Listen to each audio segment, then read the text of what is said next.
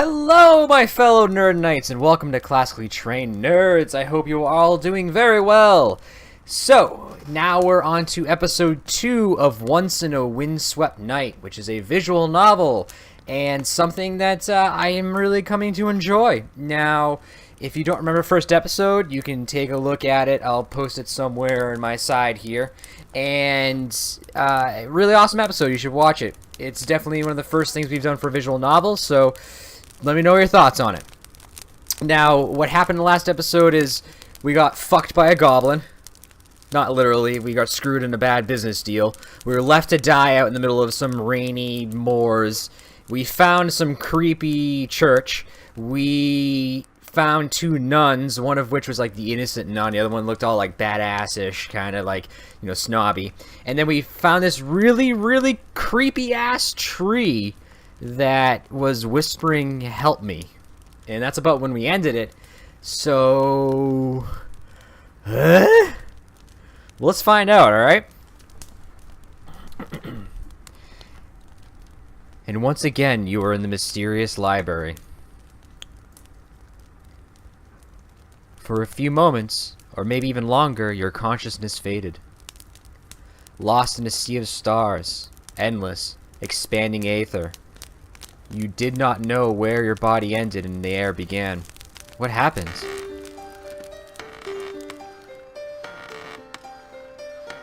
Well, greetings, my most esteemed guest.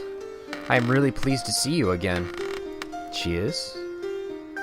You were gone for such a long time, I started to wonder. Well, let us just say many souls who find their way here begin to lose a grip on their true identity. When this happens, they are consumed by darkness. And I never see them again. You shiver. While you were gone, your being consumed by something beyond the void. Was your existence in mortal peril? Is this the price to be paid for not listening to Licorice's story? But it's not cheerful to dwell on such things. You are here now, and that is all that matters. Shall we continue? Hells yeah, we're gonna continue. Continue the story. Cool.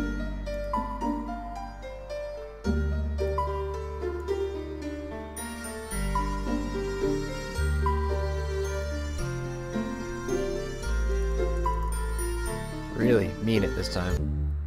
Ah, that's what we gotta do. They click on it. See? Even this person who is completely suspicious, let me add, agrees with me. They have not known for 5 minutes and they already see right through you. Oh dear. Oh, I'm sorry. That's Daffodil. And that's Madeline. Okay. Just trying to remember here, it's confusing. Don't apologize, she needs to hear it, it's good for her. Like cod liver oil? Exactly, it tastes disgusting, but it'll help you in the long run. You're awfully practical, you remind me of a governess. I'm sure Bernice would be happy to hear that. A small smile elided upon Daffodil's face for a moment. But that moment, like the smile, was small, and it was distinguished all too soon. But this still doesn't mean I trust you. Naturally. Just because we agree on 1 or 2 things, it doesn't mean we're friends. We've all known one another long enough to be acquaintances, let alone friends. That's right, you're exactly right. Daffodil's expression hardened. And I'm going to keep an eye on you. If you try anything with Madeline, I'll cut your hands off. Ooh. Scary stuff. She can be quite terrifying when she wants. Why did Madeline sound so happy about that? Anyways, should I begin the preparations for a simple meal? Oh yes, that would be lovely. Thank you very much. It's really nothing. You're far better at cooking than I am. That's only to be expected given your upbringing. I wasn't very good at cooking when I first started either. Yeah, I guess that makes me feel better. If you prefer, I can prepare the food while you attend to our guest. No thank you. I would rather cut myself with a knife in 15 different places than rub salt into my wounds. Ouch. Is my company really that repellent? It is repugnant. Ow. Bitch. Ooh, did I say that? Ooh. And you don't deserve to eat Madeline's cooking. You haven't earned the right. Somebody's rather protective. Don't mind Daffodil too much. She's harsh things, but she has a big heart. She just doesn't want me to get hurt. It's not like that, really. You're reading too much into it. Daffodil folded her arms and turned her nose up in the air. I don't know how you managed without me. How do you manage without me for so long, Madeline? You're hopeless. That may be the case, but when I am with you, I feel rather less hopeless. You give me strength. Stupid. Don't just come out with the sappy things like that. But it is true. Whatever. Something going on between them two. So saying, the younger nun departed to prepare the food. A serene gentle stillness settled upon the pair that remained, broken only by the sounds of falling rain. Just as Madeline had predicted, the rain still had not let up. It probably wouldn't stop until long into the night. By that point, it would be too late to depart for Castella. The traveler sighed. Their plans had been well and truly scrubbed.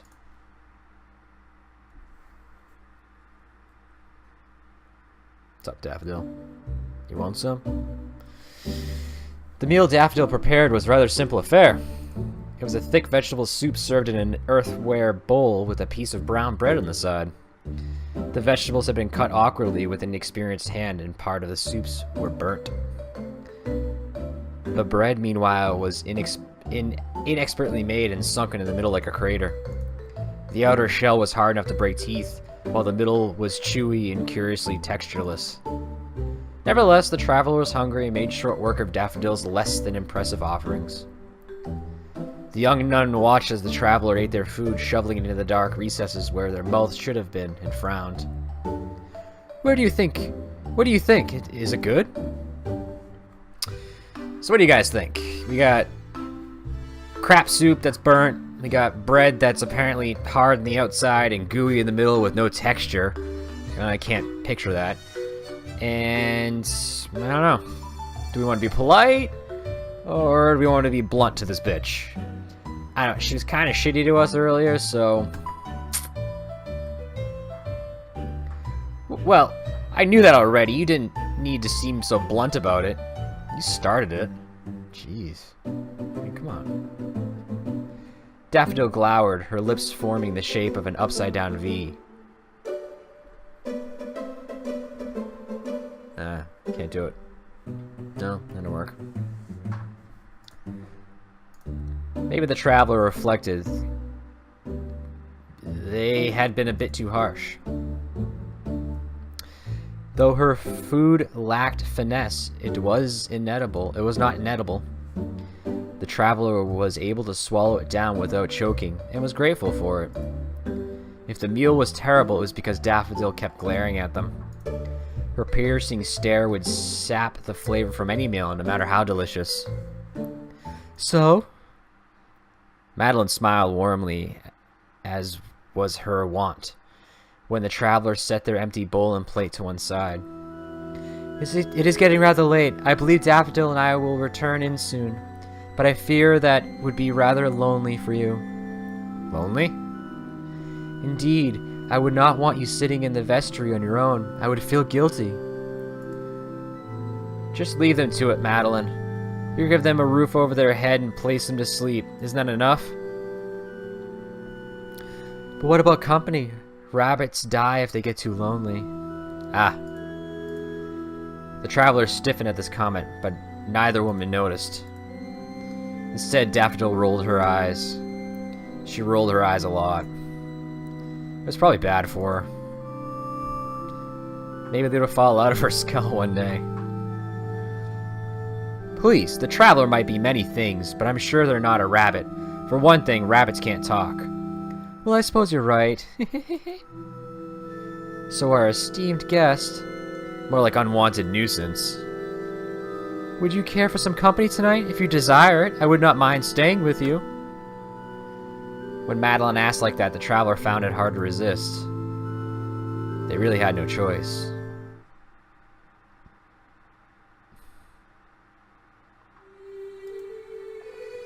Are you sure you're alright in those damp clothes?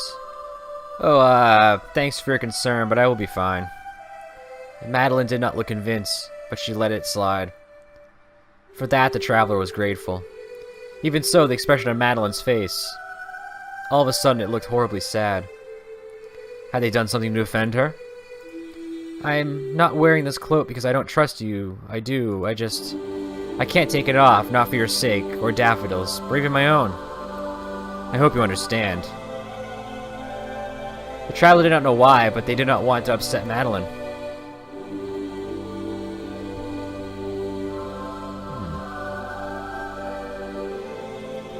Though they hardly knew the woman, she was sweet, soft, and gentle. The kind of person whose smiles could lighten up your heart, and whose frowns could pierce it like their thorns. If they had been with Daffodil, the traveler would not have cared one whimp about causing potential offense. Madeline was different.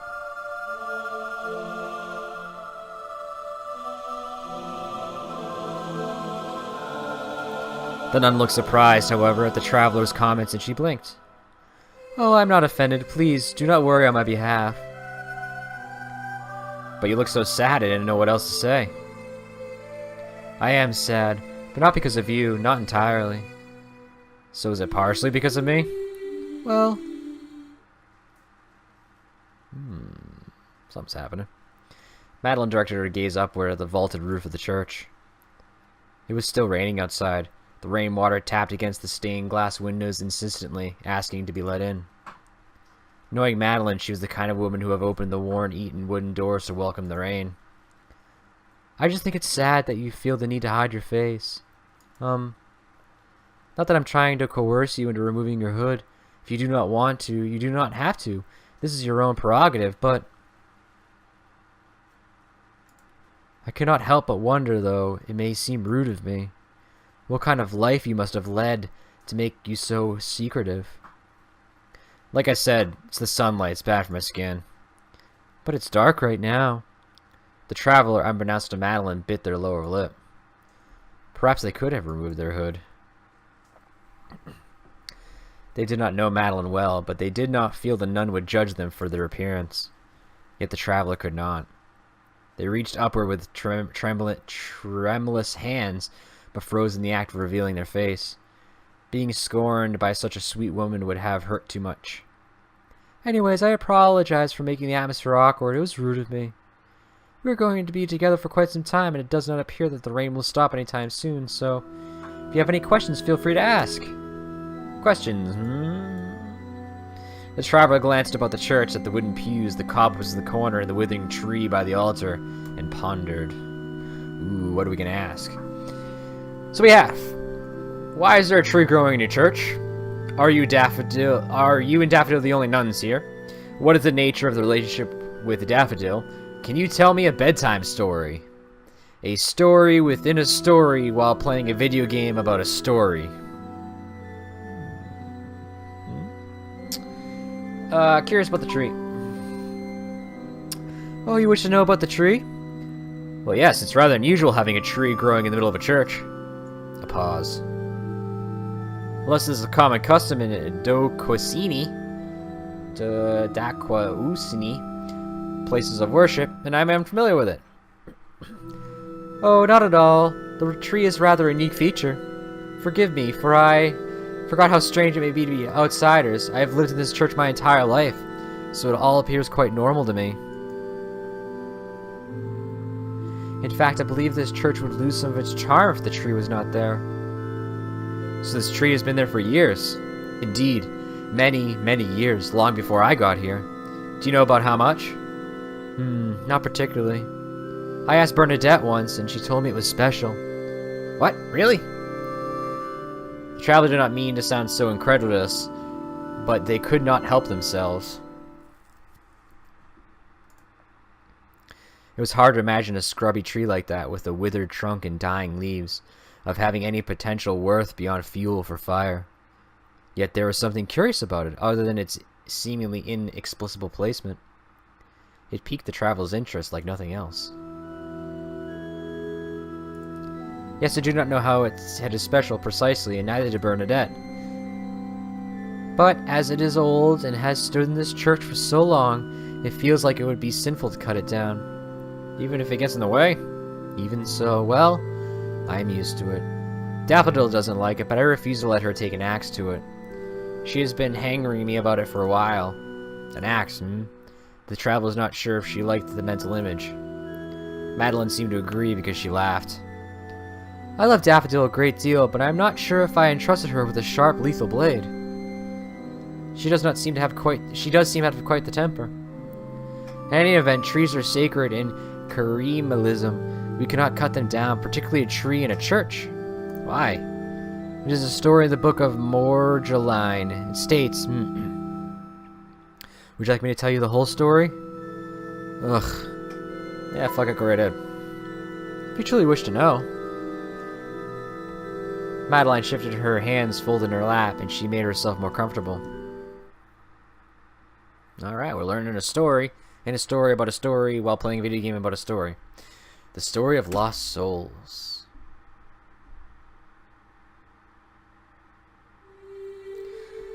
Long, long ago, more than 1,000 years hence, people were not born as one complete vessel, but two.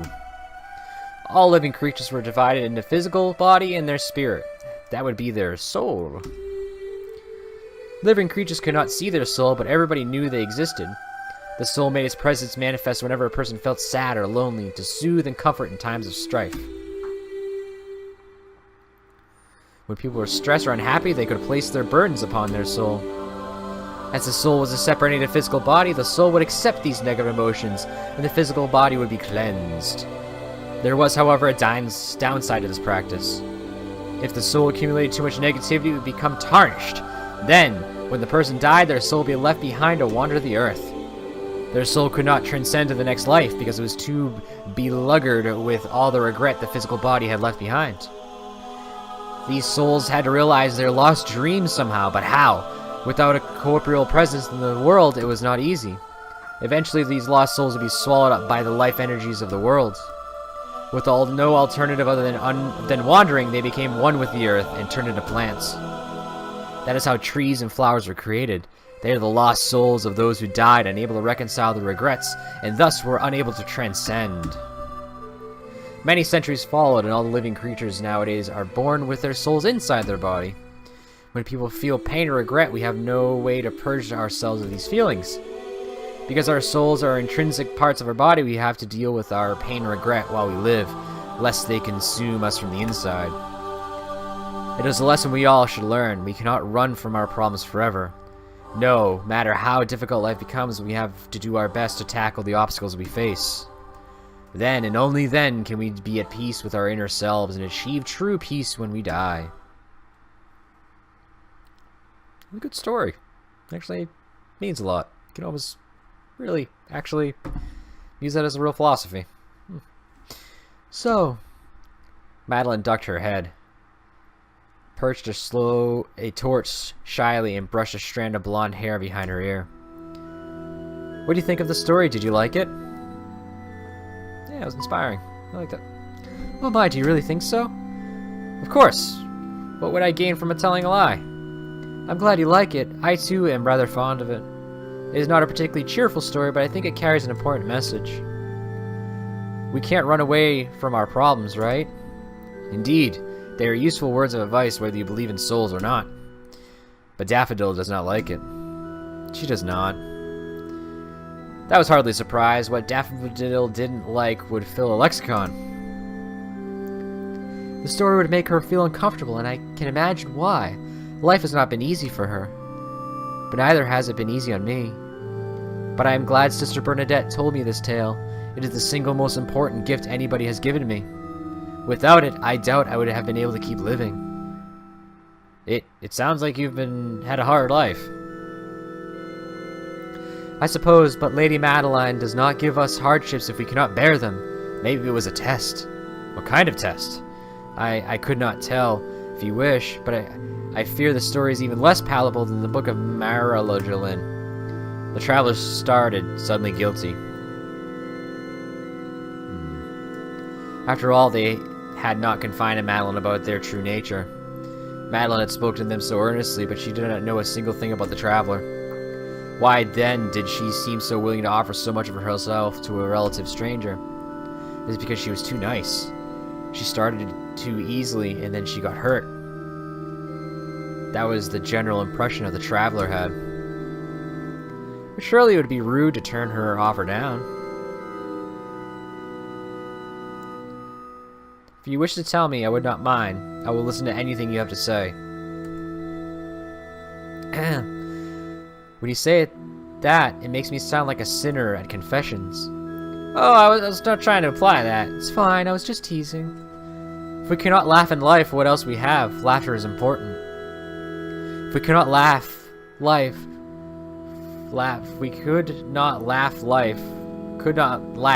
comma, life would be miserable indeed. Like yours? My life has not been conspired of the most pleasant experiences, but I have survived. I have a lot to be thankful for. Let me see, I suppose I could start at the very beginning. It's a very good place to start. Excuse me? Oh, it's a reference to a musical play. Or David Copperfield. It's very popular in Praline, but perhaps it hasn't been staged in Ducuse. Ah, I see. If it's a play, I would not know anything about it. I have never left this church before.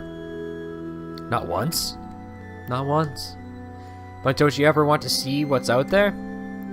I've always been criminally uncurious. That is what Daffodil tells me. She says I would explore more, but we have occasional guests such as yourself, and they tell me tales of their own travels. That's all I need to be happy. Sounds like a simple kind of happiness. But it is not happiness nonetheless. I do not want to ask for too much. It would be selfish. You should let yourself be a little selfish from time to time, or you'll never get what you want. My mother never approved of me becoming a traveler, but I defied her wishes. You must lead a very exciting life. I fear my story cannot complete. You see, I never knew my mother or father. Ah, in that case, I apologize. You do not need to apologize. You do not know.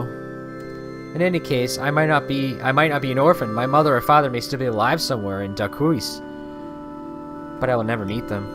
I was abandoned on the doorstep of this church when I was a baby. The nuns found me and took me in. They raised me as their own. That must have been lonely. I was not lonely. I did not miss my parents because I never met them. Do you resent them? I could not. I would resent my parents if they abandoned me. Perhaps you would, but I could not. How can I dislike people I never knew? Moreover, I am sure they had their reasons for leaving me. Maybe they could not afford to care for a child, or perhaps they were worried they would be unable to make me happy. Maybe my mother was raped and she did not want to keep a child born from such a union. It's getting dark. Maybe my mother died in childbirth, and raising me alone would have driven my father wild with grief. Whatever the reason, they must have been good people.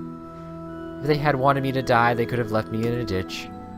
The fact they left me outside a church shows they at least wanted me to live. They loved me enough to give me a life and a chance of sustaining it. I have only thanks to give them. I don't know if abandoning a baby is an act deserves of thanks. Maybe not to you, but I will never stop being thankful to my parents, whoever they are.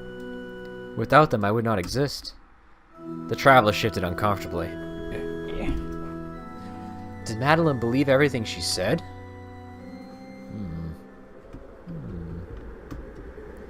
It was Madeline's narrative, and she could choose to present it however she wished, but it was as though she refused point blank to accept any negative interpretations of her parents' actions.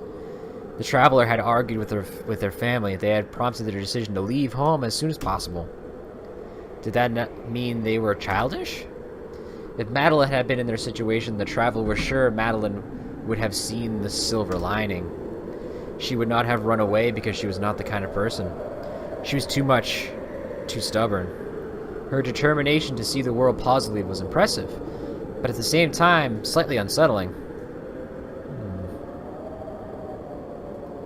The rain continued to drum against the windows, a gentle pitter-patter like a baby bird's heartbeat.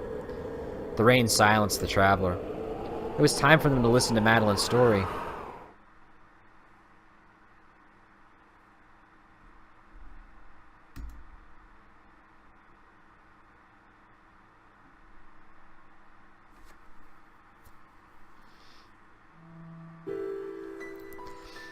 I never knew my mother or father. I was left on the steps of the church when I was but an infant. However, I was never lonely. The nuns who lived in this church were very kind. They cared for me like I was their daughter, though in fact I was a nobody child of mysterious origins. They fed and clothed me and gave me a place to sleep. They taught me rudimentary mathematics and how to read and write. They showed me how to tend vegetable gardens outside and how to cook and clean. But most importantly of all, they befriended me. They gave me companionship. I never felt like I had any reason to feel sad, even if I did not know my parents, because I had already managed to find a wonderful family. They taught me about Lady Madeline and how she must have saved me from some greater purpose. I thought it was horrible self-centered to believe a divine entity had any interest in an unremarkable girl like me, but the sisters preserved. They told me Lady Madeline cared for all of her creations equally. Of all the nuns of the church, however, it was the closest to Bernadette. Bernadette was like a big sister to me. She was 12 years my senior, and I clung to her skirts like a duckling following their mother since I was old enough to walk. Bernadette was the one who told me the story about our souls and how they came to reside inside our bodies. I was 7 at the time, and there was an awful thunderstorm. The sky was thick with rain, much harder than it is tonight, and the wind whistled so loudly I feared the church would be blown away. I used to be afraid of the dark when I was a child, and I was horribly scared. I could not sleep soundly in my own bed, so I crept into Bernadette's. I think I woke her, but she did not scold me. Instead, she held me close, patted me on the head, and told me the story about souls.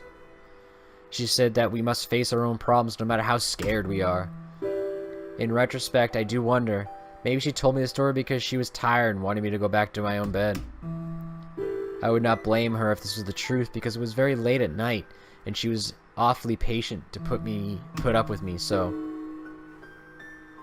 In any event, no matter what her reasoning was, the story felt quite an impressive impression on me. Bernadette gave me a good deal throughout the years, but I think that tale is the most important gift anyone has ever bequeathed me. I am not exaggerating when I say it helped me through some truly tough trials.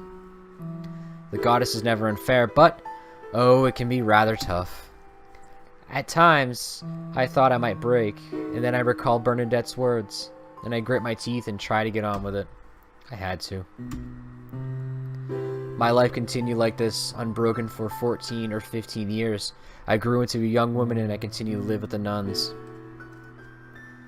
I never interacted with anybody from the outside world, save the travelers who came to the church for refuge and beggars asking for alms. Though the church is 10 miles from Costello, we had no shortage of visitors. It had a good reputation, and the Mother Superior was renowned as her kindly woman who gave generosity. If Daffodil was here, however, she would say it was the Mother Superior's kindliness that was our undoing. An undoing. Shit went down. Madeline drew a breath, perhaps attempting to steel herself for the later half of her tale. She winced. Oh good, this happened 8 years ago, but it still haunts me. Silly, I am being foolish. If only Daffodil were here to chastise me. Unsure what to do, the traveler reached a hand towards Madeline, but they did not feel confident enough to rest it upon her shoulder. It would have been so easy to comfort Madeline if there were Daffodil. But there were not. All the traveler could do was let their arms drop and say softly, I don't think you're foolish, I think you're strong and noble. Oh, my. You know, flattery will get you nowhere. I wasn't trying to flatter you. I wonder. Daffodil is convinced every traveler we accept into our church has wicked designs on my innocence. She said they would all propose to me if given half a chance. I don't know about proposing. I'm not the marrying kind. Me neither. I'm already married. You are? To Lady Madeline, of course. Married to God. I get it. Oh, right. Of course. In any event, I love Daffodil too much to leave her on her own. She gets awfully lonely when I'm not around. So she has a cute side, huh? She's very cute. She doesn't like showing it because she's pig-headed. If she smiled a bit more, I'm sure you would have begged her to keep you company tonight rather than me. Well, I don't know about that. She seems rather violent. Like a rabid dog. But she always calms down when I pet her. Ooh. Okay. Madeline giggled. She looked a lot happier than she had done before. She really must have loved Daffodil if talking about her cheered her so completely and instantly. But the merriment soon faded from Madeline's face as she reconsidered, staring out at one of the stained glass windows.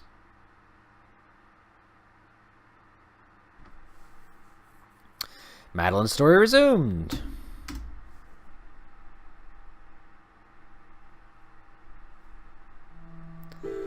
One day a traveler came to our church with a mysterious illness. His face was covered in black pustules and his skin was pasty. He walked with a limp and seemed ready to collapse at any given moment. He said he has been turned away from Costello. The villagers would not allow him to stay for fear he would infect everyone. By this point, the traveler had lost any hope that he could be cured. His illness was too advanced for that. He just wanted somewhere to die with a touch more dignity than the side of the road. Some of their sisters were skeptical, but the Mother Superior remained firm. She said it was our duty as servants of Lady Madeline to welcome any and all travelers in our church. We nuns followed her order, of course, and prepared a bed for the traveler so he would die in peace. As he died, he thanked us. I remember that clearly, though we could do nothing to alleviate his condition. He was thankful from the bottom of his heart, but his presence to church was like a curse. Within a week of the traveler's death, some of the sisters began to suffer from fatigue. We thought it was passing illness, but the symptoms persisted until the nuns were inflicted with the same black pustules as the traveler. It all happened so fast it was unlike anything I had ever seen. The sisters all fell ill in such a short span of time, and then they couldn't eat or drink and they suffered mysterious pains. The pustules grew and grew. When they got too big, they burst. The smell was indescribable. We nuns who did not succumb tried to help, but we couldn't do a thing. Mother Superior called a physician from Costello, but he would not help either. He had no advice to give other than fresh air and bloodletting, but it made no difference. Within time, even Bernadette, I do not want to dwell on something so miserable. You should know what happened. You can see what desolate the church is now for yourselves. The nuns, all of them, every last one, they all died. Even the Mother Superior. They could have run away and spared themselves, but they did not. They remained, trying desperately to tend to their own fellow sisters, though this spelt their own demise. When I first came to this church, there were 11 sisters. In less than a month, only one remained. Me. I do not know why I did not succumb to the sickness. At the time, I wish I had done. I wish I had died with my sisters. They were all the friends and family I had, and without them, without Bernadette, life seemed so hollow, so empty. I was left with a corpse, and I did not know what to do with them. I walked to Costello hoping some of the villagers would help me, but they refused to set foot near the church. Wait a minute, didn't she say she never left the church? I returned all alone and set about the task of burying the corpses myself. I could not simply leave them, not after everything they had done for me. It was an act of reverence, but at the same time it was suicidal. I hoped as I buried their wasted bodies in the churchyard, I would fall ill. As I dug their graves, I was wondering whether one of them would become mine. But though my mind was weak, my body was stubbornly robust. I dug graves and buried bodies for 3 whole days, working long into the night with little food and rest, but I remained fine. Perhaps, pervasively, my health was fine. In fact, the cool air brought roses to my cheeks, and the physical labor improved my constitution. I seemed to be growing healthier and healthier through my family. Though my family, Bernadette, they would never get back up again. I knew that because I was the one who buried them. I put their limp, lifeless bodies in the graves, and I covered them with dirt. I watched as I filled their open mouths with soil. Though doing so seemed so unforgivably horrible, I thought I would go to hell. At the time, I hated myself. Why had I survived? Why me? I tormented myself so long I almost considered taking my own life. If I could not become sick, I could at least slit my throat or pierce my heart with a sliver of glass. I did not care about what. I did not care what. I just... so lonely. I was accustomed to always being around with others, you see. I had been lucky enough since my birth to always be surrounded by people who loved me, and I fear I had become rather selfish. I wanted to be loved. I was desperate for it. So desperate I would have died. But I remember the story of Bernadette told me that we should not run from our problems. We should take care not to stain our souls so we may transcend to a higher place of existence. I told myself if I took my life, my soul would be blackened irreparably. And unlike our ancestors from hundreds of years ago, I would not even be able to become a tree. I would just wither and die. So I could not kill myself. I was close to it, but I knew that would be unforgivably selfish. I had vowed to be a nun, to spend my life serving others. What manner of nun would I be if when faced with hardships, I served only myself? I chose to live. Thanks to Bernadette, my faith, and all the love I had fed within my childhood, until I could not be loved anymore, then I already was. I was able to survive, and I have never regretted it. That was a cute story. Sad and dark, but, you know, she's nice. The travelers stared at Madeline, their eyes wide beneath the folds of their hood. The clouds in the sky had parted. The moon shone bright, full, high up in the night. The stars twinkled around its spectral spectators. Had they been so impressed by Madeline's tale that they had come out of hiding simply to listen? If so, the traveler did not blame them. This was a strength woman who had seen those she loved die before her eyes, unable to do a thing. She had buried their bodies on her own when she was only 15. Still a child, really. She had seen so many deaths, and yet, here she was. She was still alive in this church, and she continued to welcome travelers with a smile. She could still smile, even now. Even after everything that had happened. You really are impressive. Oh, it was not solely because of my own strength. I did not mean to brag. I was lonely, you know. I was horribly lonely. I remained in this church for almost 5 years all alone because of my duty. I helped those who asked for it, but nobody stayed. In the end, they all left me. I worry, though, I had not killed myself. I might collapse from loneliness. Living on my own is not a pleasant experience. There was nobody to talk to. Until you met Daffodil? Indeed. Until I met Daffodil. I could keep going on because of her. She gives me hope, though she does not realize it. She thinks I support her, but is not really so one-sided. She supports me too. Like the soul in the parable. That's right. Madeline nodded firmly, her face bright and betterific, with soft, guileless smile. She is like my anchor, my other half. Perhaps it would be more fitting if I called her a soulmate. Soulmate?